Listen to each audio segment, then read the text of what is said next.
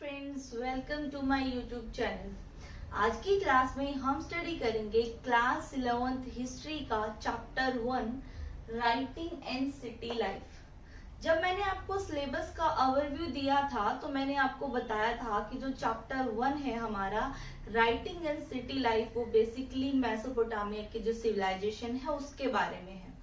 अब जब सिविलाइजेशन की बात आती है तो चार मेन जो एंशिएंट सिविलाइजेशन है, जो बहुत पुरानी सभ्यताएं रही हैं, उनका नाम आता है, जिनमें फर्स्ट है इजिप्ट की सिविलाइजेशन, मेसोपोटामिया की civilization, Harappan civilization and China की सिविलाइजेशन। इन सब के साथ में मैंने उन रिवर वैलीज को भी मेंशन किया है जिन एरियाज में ये फ्लरिश्ड हुई हैं। तो इजिप्ट की जो सिविलाइजेशन थी वो नाइल रिवर वैली के एरिया में थी। मेसोपोटामिया की जो सिविलाइजेशन थी वो Tigris and Euphrates river valleys area में थी। हड़प्पन जो सिविलाइजेशन थी वो इंडस रिवर और उसकी ट्रिब्यूटरीज के एरिया में थी। एंड चाइना की जो सिविलाइजेशन थी वो हुआंग हो जो रिवर वैली है उन एरिया में फ्लरिश्ड हुई है। चारों ही सिविलाइजेशन है, देखो हर किसी के साथ में जो रिवर है, रिवर वैली है, उसका नाम भी मेंशन किया हुआ है। तो कोई भी जो सिविलाइजेशन है वो रिवर वैली के एरिया में ही फ्लरिश्ड क्यों हुई है? क्योंकि जहाँ पे रिवर है बेसिकली वहां पे हमारी जो ह्यूमन नीड है वाटर, वो बहुत अच्छे से अवेलेबल मिल जाता है। और वाटर जो है एक अच्छा सोर्स है एग्रीकल्चर के लिए। तो जहाँ पे वाटर होता है वहां पे एग्रीकल्चर जो प्रोड्यूस है वो भी बहुत अच्छी क्वांटिटी में होगा। इसके अलावा जो रिवर वैलीज का जो एरिया है वो बहुत फर्टाइल होता है, जिसकी वजह से वहां पे प्रोडक्शन भी बहुत बड़े स्केल पे होता है। इसके अलावा जो रिवर होती है वो क्या है, ट्रांसपोर्टेशन रूट का भी काम करती है कि रिवर वैलीज के एरिया से आप दूसरे एरियाज के साथ भी ट्रेड कर सकते हो। इसलिए जो भी सभ्यताएं पहले बसाई जाती थी रिवर वैली का जो एरिया है उसके नियर बाय ही फ्लरिश्ड हुई है। अब जो मेसोपोटामिया की जो सिविलाइजेशन है, कोई भी जो सिविलाइजेशन होती है उसकी डिस्कवरी की एक हिस्ट्री होती है कि कैसे उसकी डिस्कवरी हुई, कैसे पता चला उस सिविलाइजेशन के बारे में। तो यहाँ पे 1840 में एग्जीक्यूशन का जो काम है वो स्टार्ट होता है। और एग्जीक्यूशन इंपॉर्टेंट क्यों हो गया था? बिकॉज जो मेसोपोटामिया जो वर्ड है वो मेंशन था किसमें, first part of Holi testament. जो बाइबल है उसका जो फर्स्ट पार्ट है जिसका नाम है द बुक ऑफ जेनेसिस, उसमें ये जो वर्ड है वो मेंशन था। बट ये वर्ड जो है एग्जैक्टली ऐसे मेंशन नहीं था। यहाँ पे लिखा हुआ था शिमर, जिसका मीनिंग होता है सुमेर। अब जिस मेसोपोटामिया की बात जो यूरोपियंस के ओल्ड टेस्टामेंट में हो रही थी, हमें कैसे पता लगा कि ये जो हम बात कर रहे हैं सुमेर की, ये मेसोपोटामिया का पार्ट है? कह रहे हैं कि जब हिस्ट्री को रिकॉर्ड करने की शुरुआत हुई उस टाइम पे जो लैंड है अर्बनाइज्ड साउथ, उसको सुमेर या अक्कड़ के नाम से जाना जाता था। कि जब से हिस्ट्री लिखी जा रही है, हिस्ट्री को लिखने की शुरुआत हुई है, तब से मेसोपोटामिया का जो साउदर्न पार्ट है उसको हम सुमेर के नाम से जानते हैं। जब 2000 BCE में जब बेबीलोनिया एक इम्पोर्टेंट सिटी बन गया तो इस रीजन को बेबीलोनिया के नाम से जाना जाने लगा। और जब 1100 BCE में असेरियन जो लोग थे उन्होंने नॉर्थ में अपनी किंगडम एस्टेब्लिश कर ली, तो इस एरिया को असेरिया के नाम से जाना जाने लगा। देखो कुछ नया नहीं है, बार बार जो रीजन है उसके जो नाम चेंज हुए हैं उसके बारे में बता रहे हैं कि पहले इसी को सुमेर बोला जाता था, फिर बेबीलोनिया बोला जाने लगा। जब असेरियंस ने अपनी किंगडम एस्टैब्लिश कर ली तो उस एरिया को असेरिया बोला जाने लगा। फॉर एग्जाम्पल ये जो दूसरी कंट्री के नाम है इसलिए हमें थोड़ा डिफिकल्ट लग रहे हैं। एग्जाम्पल अपने ले लेते हैं, जो बिहार में पटना है उसको पहले एंशिएंट टाइम में राजगह बोलते थे, राजगृह भी बोलते थे, बाद में उसको पाटलिपुत्र बोला गया, आज टाइम में उसको पटना बोला जाता है। ऐसे ही डिफरेंट टाइम पे इसके जो नाम है वो चेंज होते गए। और जो पहली नॉन लैंग्वेज थी यहाँ की वो कौन सी थी, सुमेरियन थी। बाद में इस लैंग्वेज को अक्कडियन ने रिप्लेस कर लिया। और अलेक्जेंडर को तो सब जानते होंगे, अलेक्जेंडर का जो टाइम है तब तक अक्केडियन जो लैंग्वेज है वही बोली जाती थी इस रीजन में। 1400 बीसी में जो अरेमाइक जो लैंग्वेज है उसको यूज किया गया, और ये जो लैंग्वेज है ये आज भी इराक के बहुत सारे जो पार्ट्स हैं उनमें बोली जाती है। आपको बताना है कैसे इसके रीजन्स के जो नाम चेंज हुए हैं। फर्स्ट लैंग्वेज कौन सी थी? सुमेरियन थी। फिर कौन सी लैंग्वेज बोली जाने लगी? अक्केडियन लैंग्वेज बोली जाने लगी। उसके बाद जो अरेमाइक लैंग्वेज है उसका यूज किया जाने लगा, और ये लैंग्वेज आज भी इराक के बहुत सारे पार्ट्स में बोली जाती है। अब किसी भी सिविलाइजेशन की हम बात कर रहे हैं तो हमें देखना चाहिए कि वहाँ कैसा ज्योग्राफिकल एरिया था जिसकी वजह से वो सिविलाइजेशन वहाँ पे फ्लरिश्ड हुई। तो मेसोपोटामिया और उसकी ज्योग्राफी की बात कर लेते हैं। जो नॉर्थ पार्ट है वहां पे क्या है? Stretch of upland cold steppe, कि यहाँ पे जो ग्रेजिंग एरियाज हैं जिनको स्टेपी बोला जाता है इसके नॉर्दर्न पार्ट में है, जिस वजह से एनिमल हर्डिंग जो है यहाँ पे प्रेफर किया जाता है, उसको प्रेफरेंस की जाती है। विंटर टाइम के बाद जो गोट्स और शिप्स हैं उनको यहाँ पे ग्रासेस और जो शर्ब्स जो झाड़ियां होती हैं वो फीड के लिए अच्छी क्वांटिटी में मिल जाती हैं, जिसकी वजह से यहाँ पे जो मेन एक तरीके से ऑक्यूपेशन है वो क्या है? एनिमल हर्डिंग है। जो नॉर्थ ईस्ट पार्ट है वहां पे ट्री कवर्ड माउंटेन रेंजेस है, तो यहाँ पे जो क्रॉप्स है उनके लिए अच्छी खासी रेन जो है वो हो जाती है, जिसकी वजह से यहाँ पे जो क्रॉप्स है वो उगाई जा सकती है। और इसी एरिया में सबसे पहले एग्रीकल्चर की शुरुआत हुई थी 7000 to 800 बीसीई में।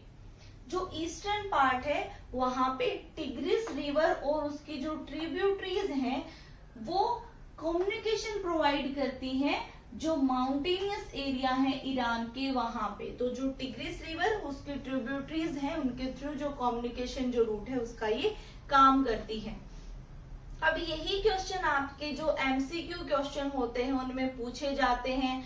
आपको क्वेश्चन दे दिया जाएगा कि जो नॉर्दर्न जो पार्ट है वहां पे किस तरीके का एरिया है, जिसमें ऑप्शन आपको दे देंगे क्या डेजर्ट एरिया है, क्या वहां पे ग्रासलैंड है, क्या वहां पे ट्री कवर्ड माउंटेन एरिया है, या फिर नॉर्थ ईस्ट की बात कर लें। इसी तरह का सेम क्वेश्चन नॉर्थ ईस्ट को लेके पूछा जा सकता है, या ईस्टर्न पार्ट को लेके पूछा जा सकता है, या पूछ लिया जाए कि सबसे पहले एग्रीकल्चर की शुरुआत है वो कब हुई थी। तो इस तरह के जो क्वेश्चन है आपके एमसीक्यू बेस्ड क्वेश्चन आते हैं। अब बात कर लेते हैं साउदर्न पार्ट की, कि साउदर्न जो पार्ट है उसमें किस तरीके का एरिया था। साउथ का जो पार्ट है वो डेजर्ट एरिया है, और यही वो एरिया है जहाँ पे सबसे पहले सिटीज और जो राइटिंग है उसकी शुरुआत होती है। अगर पूछ लिया जाए सिटीज एंड राइटिंग की शुरुआत कहाँ से होती है तो मेसोपोटामिया का जो सदर्न पार्ट है, और अगर पूछ लिया जाए एग्रीकल्चर की शुरुआत कहाँ से होती है तो जो नॉर्थ ईस्ट एरिया था वहां से 7000 to 8000 बीसीई में। ये जो एरिया है यहाँ पे जो टिग्रिस और जो यूरोफ्रेट्स रिवर है वो जो सिल्ट है जो रिवर से आ रही है उसको इकट्ठा कर देती हैं। कैसे कि जब फ्लड होती है और जो पानी इधर बाहर आता है फील्ड्स में, तो जो फर्टाइल सिल्ट है जो मड है वो डिपॉजिट हो जाती है। और जब यूरोफ्रेट्स रिवर जब इस एरिया में एंटर करती है तो ये जो रिवर है ये डिफरेंट स्मॉल जो चैनल्स है उनमें बट जाती है, और यही स्मॉल जो चैनल्स हैं ये बाद में इरिगेशन कैनाल का काम करते हैं। कि जो वाटर है फिर इसका यूज हम किस में कर सकते हैं? फील्ड्स में, जो वीट के फील्ड्स हैं, बार्ले के फील्ड्स हैं, पीज है, लेंटिल्स है, इन एरियाज में इनके फील्ड्स में हम इरिगेशन के रूप में इस रिवर के पानी का यूज कर सकते हैं। मेसोपोटामिया और इसकी ज्योग्राफी के बारे में ये एक तरीके से जो आपका 8 मार्क्स का जो लॉन्ग क्वेश्चन बनता है वो यहाँ से पूछा जाता है। बहुत बार एग्जाम में ये क्वेश्चन आया है, लास्ट ईयर भी आया था कि मेसोपोटामिया और उसके जो ज्योग्राफिकल एरिया है उसको डिफाइन करो। तो मेसोपोटामिया का ज्योग्राफिकल एरिया में आप इसके सभी पार्ट्स के बारे में बता देंगे कि जो नॉर्दर्न पार्ट है वहां पे स्टेपी एरिया था, नॉर्थ ईस्ट में जो माउंटेन रेंजेस है या फिर जो ईस्टर्न पार्ट है वहां पे जो टिग्रिस रिवर है वो कम्युनिकेशन चैनल का काम करती है। साउदर्न पार्ट वो एरिया है जहां सबसे पहले सिटीज की लाइफ की शुरुआत होती है, राइटिंग की शुरुआत होती है, कैसे यहाँ पे यूरोफेट्स और टिग्रिस जो है वो फर्टाइल जो सिल्ट है वो लेके आती हैं, कैसे यूरोफेट्स डिफरेंट चैनल में डिवाइड हो जाती है और वही चैनल साउदर्न जो पार्ट है वहां पे इरिगेशन कैनाल के रूप में काम करते हैं। ये बात हो गई मेसोपोटामिया और उसकी ज्योग्राफिकल कंडीशन के बारे में। अब जो नेक्स्ट सब टॉपिक है हमारा द सिग्निफिकेंस ऑफ अर्बनिज्म, इसकी बात कर लेते हैं। तो जो सिटीज हैं या जो टाउन है उनको सिर्फ हम उनकी पॉपुलेशन के लिए ही सिटी या टाउन नहीं बोलते कि जहाँ पे बहुत सारे लोग रहने लग गए वो सिटी बन गई या टाउन बन गया। जब हमारी जो इकोनॉमी है वो डेवलप करती है इन स्फीयर मतलब डिफरेंट डिफरेंट एरियाज में अदर देन फूड प्रोडक्ट्स, कि सिर्फ फूड प्रोडक्ट का एरिया ही नहीं बल्कि जो दूसरे स्फीयर हैं, दूसरे एरियाज है, उनमें भी जब हमारी इकोनॉमी ग्रो करती है तो जब जो लोग होते हैं उनके लिए सिटीज में या टाउन में रहना एक तरीके से एक एडवांटेज बन जाता है। अब सिटी के जो लोग हैं वो वैसे तो सेल्फ सफिशिएंट होते हैं, आत्मनिर्भर होते हैं, बट उनको प्रोडक्ट्स के लिए और सर्विसेज के लिए दूसरे लोगों पे डिपेंड रहना पड़ता है। इसमें हम सिटी और टाउन्स के बारे में बता रहे हैं कि क्यों लोग सिटीज में या टाउन्स में मूव करते हैं, क्या वहां का लाइफस्टाइल होता है। तो बता रहे हैं कि वैसे तो वो सेल्फ सफिशिएंट होते हैं बट उनको प्रोडक्ट्स के लिए और सर्विसेज के लिए दूसरे लोगों पे डिपेंड होना पड़ता है। अब आप लोग सोच रहे होंगे कि शहरों में रहने वाले जो लोग हैं उनके पास तो सारी फैसिलिटीज होती हैं, फिर उनको क्यों दूसरे पे डिपेंड रहना पड़ता है। हम यहाँ पे बात कर रहे हैं जैसे फॉर एग्जांपल कोई भी क्लॉथ इंडस्ट्री है, तो क्लॉथ जो इंडस्ट्री है उसमें सबसे पहले जो कॉटन है, जो कपड़ा बनाने के लिए जो कॉटन है वो कहाँ से आएगा, फील्ड से आएगा, फार्मर से आएगा, उसके बाद वो फैक्ट्री में आएगा, फैक्ट्री से फिर वो होलसेलर के पास जाएगा, होलसेलर से फिर वो शॉप पे जाएगा। तो ये सब एक दूसरे पे डिपेंडेंट हो गए कि नहीं हो गए, सर्विसेज के लिए एक दूसरे पे डिपेंडेंट हो गए हैं। तो कह रहे हैं कि the division of the labour is a mark of urban life, कि यहाँ पे जो लेबर का डिवीजन आपको देखने को मिल रहा है, इस तरीके से जो पूरी जो सिटी लाइफ है वो एक दूसरे के ऊपर डिपेंडेंट होती है। सिटीज में हम बात कर रहे हैं कि वहां पे जो लेबर है उसका डिवीजन है और जो लोग हैं वो सर्विसेज के लिए एक दूसरे के ऊपर डिपेंडेंट हैं। अब ये जो सारा काम हो रहा है उसके लिए कोई सोशल ऑर्गेनाइजेशन काम करती होगी, क्योंकि जो अलग अलग मटेरियल है जैसे मेटल है, फ्यूल है, वेरियस स्टोन है, वुड है, ये अलग अलग जो प्लेसेस हैं अलग अलग जगह से मंगवाए जाते थे। फॉर एग्जाम्पल कि जैसे जो ग्रेन्स की डिलीवरी का काम करते हैं या फूड आइटम्स की डिलीवरी का काम करते हैं, तो पहले जो ग्रेन्स हैं वो विलेज से सिटी में लाया जाता है, उसके बाद फूड सप्लायर्स उसको स्टोर करते हैं और फिर वो लोगों तक पहुंचाया जाता है। तो ये जो सारी एक्टिविटीज की जा रही थी ये कोऑर्डिनेशन के साथ की जा रही थी, सब लोग एक दूसरे को कोऑर्डिनेट करके ये सारे काम कर रहे थे। इसके अलावा आप कह रहे हैं कि ये जो पूरा सिस्टम चल रहा है, इस पूरे सिस्टम में ऑब्वियसली कुछ लोग क्या करते हैं, कमांड देते हैं और दूसरे क्या करते हैं, उसको ओबे करते हैं, फॉलो करते हैं। अब कुछ लोग जो है कमांड दे रहे हैं कि आप जाओ विलेजेस से जो ग्रेन्स है उसको इकट्ठा करके लाओ, फिर जो ग्रेन्स है उसको फिर आप यहाँ पे स्टोर कर रहे हैं, फिर उसके बाद जो दूसरे लेबर है वो वहां पे काम कर रहे हैं। तो कुछ लोग ओबे कर रहे हैं, कुछ लोग उनको कमांड दे रहे हैं। अब ये जो पूरा सिस्टम यहाँ पे चल रहा है सिटीज में, ये जो कुछ भी चल रहा था इसको रिकॉर्ड करने के लिए हमें किसकी जरूरत पड़ी, राइटिंग की जरूरत पड़ी। कीपिंग ऑफ रिकॉर्ड्स, रिकॉर्ड्स को रखने के लिए हमें राइटिंग चाहिए। अब आपकी जो इकोनॉमी है वो डेवलप कर रही है, अलग अलग स्फीयर्स में जो है वो काम हो रहा है। अब आप इतना ज्यादा ग्रो कर रहे हो तो अब आपको क्या चाहिए होगा कि जो ट्रांजैक्शन हो रही है कि आप कहीं से कोई सामान खरीद के लाए, फिर आपने यहाँ पे उसको स्टोर किया, फिर आपने सप्लायर्स को उसको बेचा, तो उसके लिए रिकॉर्ड की जरूरत पड़ेगी। और इस सिटी लाइफ की वजह से ही, अर्बनिज्म की वजह से ही हमें रिकॉर्ड जो रखना है उसकी जरूरत पड़ी, और रिकॉर्ड रखना है तो राइटिंग की शुरुआत हुई। अब जो नेक्स्ट सब टॉपिक है, movement of goods into cities, कि सिटीज में जो गुड्स थी उनका मूवमेंट कैसे होता था, कैसे एक एरिया से दूसरे एरिया में जो चीजें हैं वो भेजी जाती थी।